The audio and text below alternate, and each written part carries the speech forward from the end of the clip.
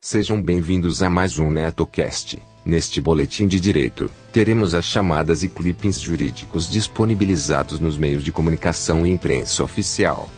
Este episódio chega até vocês graças às colaborações mensais de BR Suporte Informática, Emporium do Bacalhau, Nacional Cópias e M&M Líder, assim como dos padrinhos, Pensador Louco, do Teatro Escuro do Pensador Louco, Emerson do Megafono, Alexandre Silfe, Garcia Renato e Yuri Brauli do Mongecast, apoiadores contínuos do nosso projeto.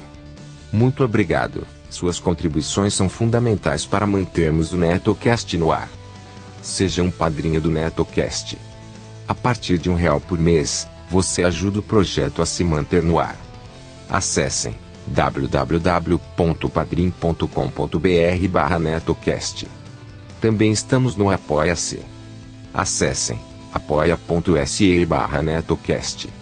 Se você possui o aplicativo PicPay instalado em seu smartphone, também pode realizar contribuições avulsas e descompromissadas, a partir de um único real, diretamente de seu aplicativo, procurando por @NetoCast.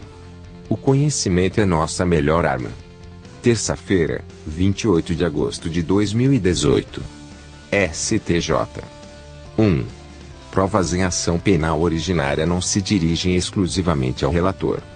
Na hipótese de ação penal originária em órgão colegiado, a prova não é dirigida exclusivamente ao relator, mas ao colegiado. Por isso, cabe ao colegiado, e não só ao relator, determinar os atos instrutórios da ação, como a quebra de sigilo fiscal e bancário. STJ. 2. Terceira turma admite ação de obrigação de fazer para forçar devedor a pagar financiamento de veículos.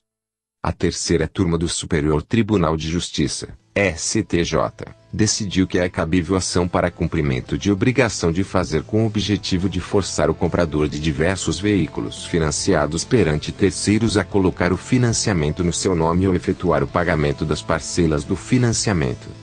STJ. 3. Não recolhimento de ICMS pode caracterizar crime. Nos casos de não repasse do ICMS aos cofres públicos, configura-se o crime previsto no artigo 2º, inciso 2, da Lei 8.137/90, quando o agente se apropria do valor referente ao tributo, ao invés de recolhê-lo ao fisco. STJ. 4. Em caso de divórcio, não é possível alterar sobrenome de ex-cônjuge à revelia. No caso de divórcio, não é possível impor, à revelia, a alteração do sobrenome de um dos ex-cônjuges, por se tratar de modificação substancial em um direito inerente à personalidade, especialmente quando o uso desse nome está consolidado pelo tempo. CJF. 5. Legislação vigente à época da incapacidade deve ser observada para fins de auxílio-doença.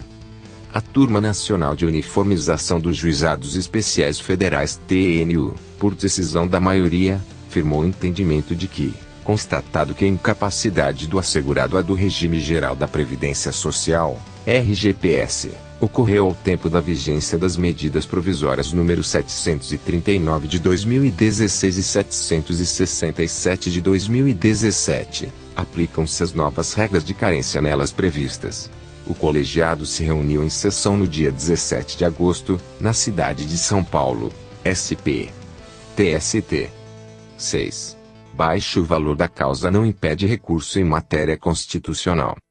A 8ª turma do Tribunal Superior do Trabalho considerou cabível recurso do Ministério Público do Trabalho, MPT, em ação que visa a suspensão de cláusulas que vedam o trabalho aos domingos no comércio de Umuarama, Paraná. Como se trata de matéria com natureza constitucional, a turma entendeu que o baixo valor atribuído à causa não impede a interposição de recurso. TJSC. 7. Cotidiano de discussões e brigas retira 2 crianças do poder familiar negligente. A terceira Câmara Civil do TJ manteve a perda do poder familiar de 2 meninas submetidas a constantes cenas de violência explícita na casa de parentes, onde residiam com seus pais. As discussões e brigas eram frequentes, com elevado risco das crianças, atualmente com 4 e 2 anos, apresentarem sérias consequências negativas em caso de permanência. Agência Brasil, Justiça. 8. Em matéria penal, não há espaço para clamor das ruas. diz Barroso. O ministro do Supremo Tribunal Federal, STF, Luiz Roberto Barroso disse na noite de ontem, 27 de agosto, que, em matéria de direito penal, não há espaço para o clamor das ruas.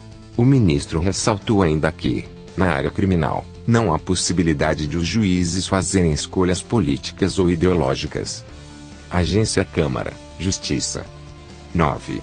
Pesquisa do CNJ aponta 80 milhões de processos em tramitação no país. O Conselho Nacional de Justiça, CNJ, informou ontem, 27 de agosto, que 80 milhões de processos estão em tramitação em todo o país e aguardam uma definição.